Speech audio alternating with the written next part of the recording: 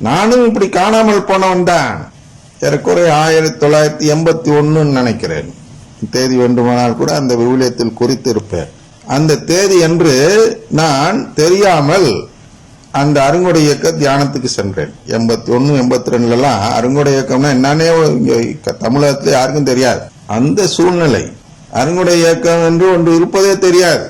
அப்பொழுது சென்னையில் ஒரு சில இடங்களில் இந்த இயக்கத்தின் அந்த கிளை தொடங்கப்பட்டு நடத்தப்பட்டு கொண்டிருந்த நேரத்தில் அவர்கள் ஆள் சேர்ப்பதற்காக அவர்கள் நான் படித்த கல்லூரியின் நோட்டீஸ் போர்டில் எழுதுகிறார்கள், நாளை அருங்கொடை இயக்க தியானம் நடைபெற இருக்கிறது, விருப்பமுள்ளவர்கள் பெயரை கொடுக்கவும் அதற்குரிய கட்டணமான 100 ரூபாயோ 200 ரூபாய் கட்டவும் என்று ஒரு தொகையை அன்று எழுதியிருந்தார்கள். ஏனென்றால் சாப்பாடுலாம் கொடுப்பாங்க. அதை பார்த்தேன். அன்று நான் மிக மன உளைச்சலில் இருந்ததால், தியானம் தானே அந்த அருங்கொடை என்று பக்கத்தில் இருந்ததை எனக்கு புரியல. கரிஸ்மாட்டிக் ரிட்ரீட் அப்படின்னு இருந்தது ஆங்கிலத்தில். இன்று தெரிகிறது கரிஸ்மாட்டிக்னா அருங்கொடை, அருங்கொடைனா அந்த பெந்தோஸ்து கூட்டம் போல நாம் இமிடேஷன்ஸ் ஆஃப் பென்டகோஸ்டல் ஃபெய்த் அப்படிங்கிறது இன்னைக்கு தெரிகிறது. ஆனால் அன்று கரிஸ்மாட்டிக்னா ஏதோ கரிஸ்மாட்டிக்னா அது ஒரு வரம், சிறப்பு வரம் தரும் ஒரு தியானம் போல என்று நினைத்து, சாதாரண தியானமாக தான் இருக்கும் என்று நினைத்து என் பெயரை கொடுத்தேன். குட் ஷெப்பர்ட்ஸ் அப்படின்னு ஒரு கான்வென்ட் அங்குதான் ஏற்பாடு செய்திருந்தார்கள். அங்கே சென்றேன். ஃபாதர் ரிபல்லோ பெங்களூர்ல இருந்து வந்திருந்தார். அழகாக அந்த தியானத்தை நடத்தினார். நான் கவர்ந்திழுக்கப்பட்டேன். தியானம் முழுமையாக கொடுத்தார். அந்த நிறைவில் தியானம் நிறைவு நிகழ்ச்சியின் பொழுது அனைவரும் கூடி தூய் ஆவியானவரை இறக்குகிறேன் என்று இறக்கினார்கள். என் தலை மீதும் கை வைத்து என்னை அபிஷேகம் செய்தார்கள். நானும் அந்நிய பாஷையில் பேசினேன். அப்பொழுது எனக்கு ஒரு பரவச நிலை அடைந்த நிலையில் இருந்தேன். இதெல்லாம் உண்மைதான். ஆனால் இவை அனைத்துமே பொய்யர். அதாவது நம்முடைய பாணியில் சொல்லும் பொழுது பாகால் ஆவி என்று சொல்கிறோம் அல்லவா, இந்த ஆவியின் செயல்பாடு என்று எனக்கு புரிந்து கொள்வதற்கு சில ஆண்டுகள் பிடித்தன. அது மீட்பின் வழியே அல்ல என்று தெரிந்து கொள்வதற்கு எனக்கு சில ஆண்டுகளே பிடித்தன. 2-3 ஆண்டுகள் கழிந்த பிறகுதான் அதில் இருப்போம். தினமும் ஜெபம் சொல்லுவோம். டெய்லி பர்சனல் ப்ரேயர் இருக்கு, செல் மீட்டிங் இருக்கு, இந்த மீட்டிங் இருக்கு, ப்ரேயர் மீட்டிங் இருக்கு. இதெல்லாம் இப்பொழுது இல்லை, அருங்கொடை இயக்கத்தில் இல்லை என்றாலும் அது இருப்பது போன்ற ஒரு சூழலை காட்டுகிறார்கள். ஆனால் அங்கே உண்டு. நான் தினமும் 3 வேளை விவிலியத்தை படித்து அதை தியானித்து ஜெபம் சொல்ல வேண்டும். அதான் இப்ப சொல்றேன், துதி ஜெபம் ஒன்று ரெடியா வச்சுக்கிட்டு அதையும் புக்ஸத்தை அதெல்லாம் அப்போதான் துதி ஜெப புஸ்தகம்லாம் கிடையாது. ஆனால் அந்த விவிலியத்தை படித்து படித்து கண்ணை மூடிக்கொண்டு கையை தூக்கி கொண்டு அறையை பூட்டி கொண்டு ஜெபம் சொல்லுவாங்க. அதான் பர்சனல் பிரேயர். 1 மணி நேரம் 2 மணி நேரம் ஆகும். அது மாதிரி ஒரு நாளைக்கு 3 வேளை செய்யணும். அப்புறம் செல் மீட்டிங் வைப்பாங்க. ஒரு நாளைக்கு டெய்லி செல்லுன்னா ஒரு 4-5 பேர் பக்கத்தில் இருக்கிற அந்த பக்கத்து ரூம்ல இருக்கிற ஒரு அந்த மாதிரி இதுல சேர்ந்தவங்க 4-5 பேர் எடுத்து, அது என்ன பக்கத்துல எல்லாம் நான் சொல்ற மாதிரி நிறைய எல்லாம் இல்லை. அன்னைக்கு மொத்த காலேஜ்ல 5 பேர் 6 பேர் தான் இருந்தான். அப்ப அவங்களை தேடி போகணும். அவன் அடுத்த பிளாக்ல அங்கே இருந்து இருப்பான். அதெல்லாம் ஒரு சாயந்தரம் ஒரு இதுல கூடி திருப்பி அந்த 3-4 பேர் சேர்ந்து ஒரு மீட்டிங். அப்புறம் 2-3 நாளைக்கு ஒருக்கா என்ன ஆகும், இல்லாட்டி வாரத்துக்கு ஒரு நாள் என்று அந்த சென்னையில் இருப்பவர்கள் எல்லாம் அங்கே கூடி ஒரு அறை கொடுத்து விடுவார். ஒரு பள்ளி அறை இருக்கிறது அல்லவா, வகுப்பறை, அதை கொடுத்துருவாங்க. யாரு, ஏன்னா தம்புராஜ் என்ற ஃபாதர் தான் அங்கே நடத்தி கொண்டு இருந்தார். அப்பொழுது அவர் லீபா என்று அழைக்கப்படுவது அதுல ஒரு பிரின்சிபல் என்ற நிலையில் இருந்தார். அதனால் அவருக்கு அங்கே செல்வாக்கு இருந்ததால் அந்த அருங்கொடை இயக்கத்துக்கு ஒரு அறையை திறந்து விட்டு அங்கே நடத்தி கொள்ளுங்கள் என்று திறந்து விட்டுருவார்கள் ஒரு வகுப்பறையை. அங்கே சென்று அந்த கூட்டம் நடக்கும். அந்த கூட்டத்தில் ஷேரிங் எல்லாம் இருக்கும். ஷேரிங்னா அவங்க வீட்டில இருந்து ஏதாவது எடுத்து வரணும், எல்லாம் பகிர்ந்து கொள்ளுதல். அப்புறம் கன்ஃபெஷன் இருக்கும். இப்ப அதெல்லாம் இல்ல, பாவ அறிக்கை. அந்த சபையில இருந்து நாம் செய்த பாவங்களை எல்லாம் சத்தமா சொல்லி ஜெபம் சொல்லணும். ஒவ்வொருத்தருக்கும் வாய்ப்பு தரப்படும். சுத்தி ஒவ்வொருவரும் கட்டாயமாக அந்த பாவ அறிக்கை செய்ய வேண்டும். அதெல்லாம் செய்தோம். சொல்ல முடியாத பாவங்கள் எல்லாம் அறிக்கையிட்டு சொன்னோம். ஏன் என்றால் இயேசுக்காக என்று சிலுவை சுமக்கிறோம் என்று இதெல்லாம் சொன்னோம். மனநிறைவு இருந்தது. எப்பொழுதும் ஒரு பரவச நிலையே இருந்து கொண்டு இருந்தது. ஆனால் அந்த பரவச நிலை நமக்கு மீட்பை தராது என்று நான் புரிந்து கொள்வதற்கு சில ஆண்டுகள் ஆயிற்று. எப்படின்னா, அதுதான் விவிலியத்தை படிப்பதும் இந்த திருப்பலி பங்கெடுக்கும் பொழுது அதை தியானித்து கவனிப்பதும் என்னை நல்வழிப்படுத்தியது. காணாமல் போன என்னை காப்பாற்றி இந்த பக்கம் அழைத்து வந்து விட்டது. அந்த அனுபவம் பெற்றதால் தான் நான் துணிந்து சொல்கிறேன், நான் 2 விதமான அனுபவம் பெற்றவன். நான் காணாமல் போன ஆடாகவும் இருந்தவன். நான் ஏதோ பழமைவாதியாக இருந்து கொண்டு வேண்டுமென்றே அருங்குடை இயக்கத்தை தாக்கி பேசுகிறவன் அல்ல. இன்னும் சொல்ல போனால் அருங்குடை இயக்கத்தில் கிடைத்த அந்த பழக்கம்தான் விவிலியத்தை புரிந்து கொள்ளும் நிலையை எனக்கு தந்தது என்பது உண்மைதான். ஆனால் அது அதனால் ஒரு அருங்குடை இயக்கத்தில் இருப்பது என்பது ஒருவருக்கு மீட்பை தந்து விடாது. அதை விட்டு நாம் வெளியேற வேண்டும். இதில் ஒரு மாபெரும் தவறு இருக்கிறது. அந்த தவறு தான் இந்த தவறு. எந்த தவறு என்றால், அதில் இருக்கும் பொழுது அவர்கள் வேறொரு மெசியாவை காட்டினார்கள், நற்கருணை ஆண்டவரை காட்டவில்லை. நான் சொன்ன இந்த இடங்களில் எல்லாம் ஜெபம் நடந்த பொழுது நான் வரலாற்று நாயகன் இயேசுவை தியானித்து அந்த ஆவியை பெற்றேனே தவிர நற்கருணை ஆண்டவரை தியானித்து அந்த ஆவியை பெறவில்லை. அதனால் எனக்கு ரொம்ப சொன்ன போனா நீங்க நம்ப மாட்டீங்க, அதனால இதோட நிறுத்திக்கிறேன். ஓரளவு என்னன்னா, அந்த மாதா என்னை கைப்பிடிச்சு அழைச்சிட்டு வந்த மாதிரி அப்படி வச்சுங்க, எப்பா இது சரியில்லைப்பா, இந்த வாப்பா நான் மாதா அழைச்சிட்டு வந்தா எப்படி இருக்குமோ அது போன்ற நிகழ்ச்சிகள் நடந்து நான் காப்பாற்றப்பட்டேன். இல்லை என்றால் நானும் காணாமல் தான் போயிருப்பேன். எப்படி இவர்களை போன்று நானும் ஒரு பொய்யராக இருந்திருப்பேன். நானும் வளமை நற்செய்தியை நம்பக்கூடியவனாக இருந்திருப்பேன். அதில் வளமை தான் இருக்கிறது. இவ்வளவும் செஞ்சு கடைசியில் எங்க போறாங்கன்னா வளமையை நோக்கி தான் போகிறார்கள். Gifts of the Holy Spirit, அதான் அருங்குறை என்று சொல்கிறோம்.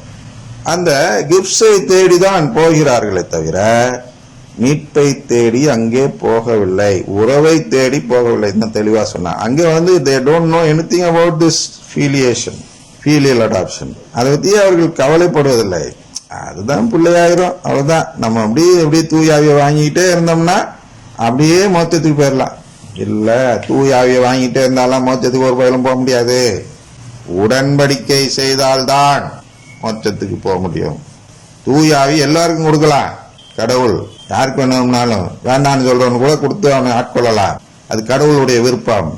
ஆனால் மீட்பு பெறுவது என்பது நம்முடைய விருப்பத்தை பொறுத்தது ஒழிய கடவுளுடைய விருப்பத்தை பொறுத்ததில்ல. கடவுள் எல்லாரும் மீட்பு பெற வேண்டும் என்றுதான் நினைக்கிறார். ஆனால் மனிதன் தான் அதற்கு ரெஸ்பாண்ட் செய்யும் பொழுது, அதுக்கு ரெஸ்பாண்ட்னா தமிழ்ல எனக்கு டக்குன்னு வரல, அதுக்கு நாம் பதில் அளிக்கும் பொழுது, பதிலுரை கூறும் பொழுது, அதற்கேற்ற பதில் செயல் செய்யும் பொழுது நாம் என்ன சொல்கிறோம் என்றால், நான் விரும்பவில்லை உங்கள் குடும்பத்தில் சேர என்று நாம் சொல்லிவிடுகிறோம். எனவே நாம் அந்த பதில் ரெஸ்பாண்ட் பண்றோம் அல்லவா, அந்த ரெஸ்பாண்டை பொறுத்ததுதான் நம்முடைய மீட்பு இருக்கிறது என்பதால் கடவுளின் விருப்பம் அல்ல. என்னுடைய மீட்பு என்பது கடவுளின் விருப்பம் அல்ல. கடவுள் யாருக்கு வேண்டுமானாலும் மீட்பை தரலாம் என்பது நீதி. அந்த நீதியை நான் தேடி போனால்தான் எனக்கு கிடைக்கும். அதான் கேளுங்கள் கொடுக்கப்படும், தேடுங்கள் கண்டடைவீர்கள், தட்டுங்கள் திறக்கப்படும் என்றெல்லாம் எதுக்கு சொல்றார் என்றால், நீங்கள் செய்யணும், நான் கொடுக்க முடியாது, நீ செஞ்சிட்டீன்னா நான் கொடுத்துறேன் அப்படின்னு சொல்லிட்டு பரலோகத்தில் இருக்கிற எங்கள் பிதாவே அதுக்கு சொல்லித்தரார். அந்த ஜபத்தை இப்படி சொல்லுங்க. நீங்க போய் கண்டதையும் கேட்காதீங்க.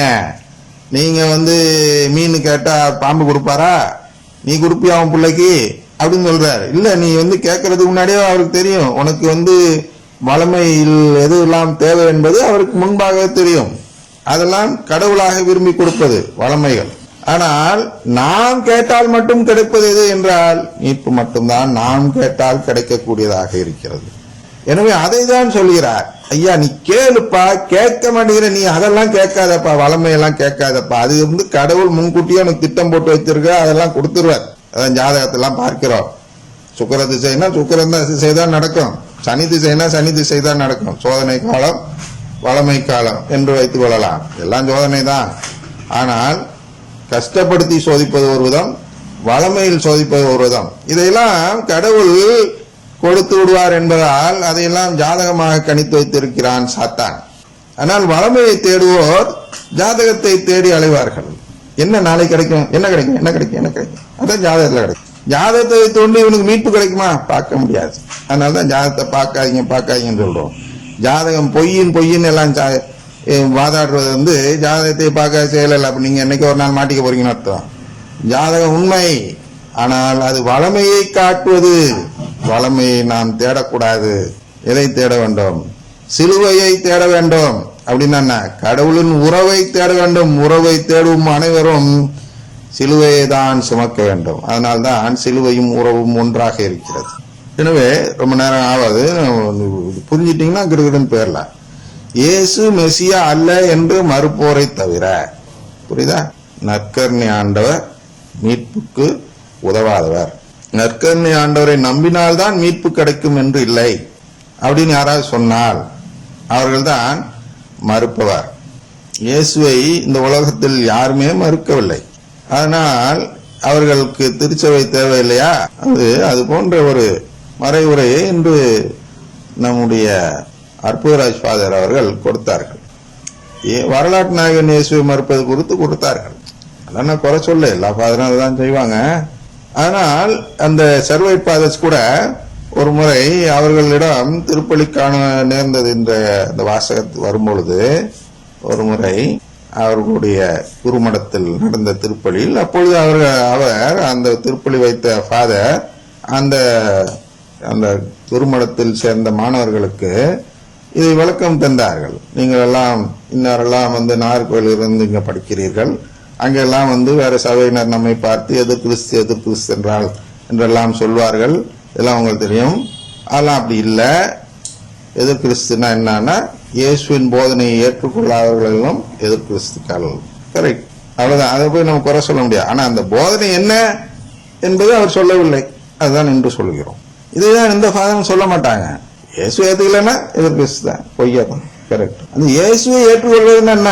நற்கருணை ஆண்டவரை ஏற்றுக்கொள்ளும் செயல். அதான் இயேசு மெசியா அல்ல அப்படின்னா நற்கருணை ஆண்டவர் மீட்புக்கு தேவையில்லை.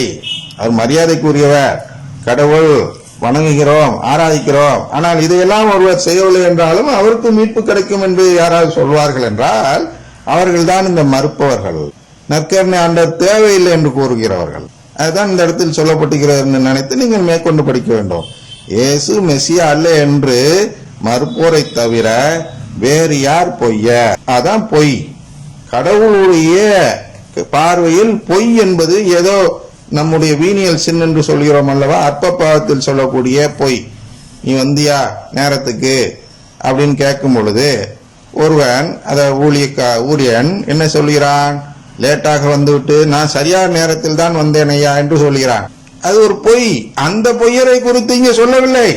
ஒரு குரு கூட 1000 கணக்கு சொல்லும் பொழுது பொய் சொல்லுவார். திருப்பி நான் அவரை தான் எடுக்கணும். யாரு? பிரான்சிஸ் சேவரை 1008 பொய் சொன்னார் எப்படின்னு எங்களுக்கு தெரிஞ்சு. மற்ற குரு எல்லாம் என்ன சொன்னாங்க தெரியும். ஆனா இவர் என்ன சொன்னார், பொய் சொன்னார்னு தெரியும். அது பொய்ய சொல்லிதான் எங்க சபையை மூடினாரு. அதனால நான் சொல்றேன், இவங்க சண்டை போட்டுக்கிறாங்க. சாப்பாடு சாப்பிடுறதுக்காக சபைக்கு வராங்க, அதனால நான் மூடிட்டேன். பொய். சண்டை போட்டோம் என்று சொல்வதும் பொய், சாப்பாட்டு கூட்டம் என்று சொன்னதும் பொய். இது மாதிரி நிறைய சொன்னார். அந்த பொய்யர் இல்ல இங்க. அது போன்று பொய் சொல்வதை குறித்து இங்க சொல்லவில்லை. மீட்பின் சம்பந்தப்பட்டிருக்கும் பொய், மீட்பு பெறுவதற்கு இடரலாக இருக்கக்கூடிய பொய் எது என்றால் நற்கருணை ஆண்டவருக்கும் மீட்புக்கும் தொடர்பில்லை. எனவே பெந்தகோஸ்துக்காரர்களுக்கும் மீட்பு உண்டு. அவர்கள் மீது தூய ஆவியானவர் அபிஷேகம் செய்வார். எனக்கு அபிஷேகம் செய்யறதுக்கு எனக்கு வேளாங்கண்ணி கொடுன்னு கேட்டார்னு ஏற்கனவே பார்த்தோம். சரியா? அவர் தான் பொய்யர். நான் அபிஷேகம் செய்யப்பட்டவன் என்று யாராவது சொல்வார்கள் என்றால் அவன் பொய்யன். அபிஷேகம் செய்யப்பட்டவர்கள் யார் என்றால் குருக்கள், ஆயர்கள், இது போன்ற அபிஷேகம் பெற்றவர்கள். நாமும் அபிஷேகம் பெறுகிறோம். எப்பொழுது? திருமுழுக்கின் பொழுது. அந்த அபிஷேகத்தை சொல்லுங்கள். இந்த அருங்குடை இயக்கத்தில் வரக்கூடிய அபிஷேகம், நான் அபிஷேகம் செய்யப்பட்டவன் என்று சொன்னால் அவன் தான் பொய்யன். அந்த பொய்யரை சொல்கிறார்கள். அந்த அபிஷேகம் கிடைக்கவே கிடைக்காது. நீங்கள் இந்த நற்கருணை ஆண்டவர் மெசியா அல்ல என்று சொல்லிவிட்டால் உங்கள் மீது தூய ஆவியானவர் இறங்கி அபிஷேகம் செய்ய மாட்டார்.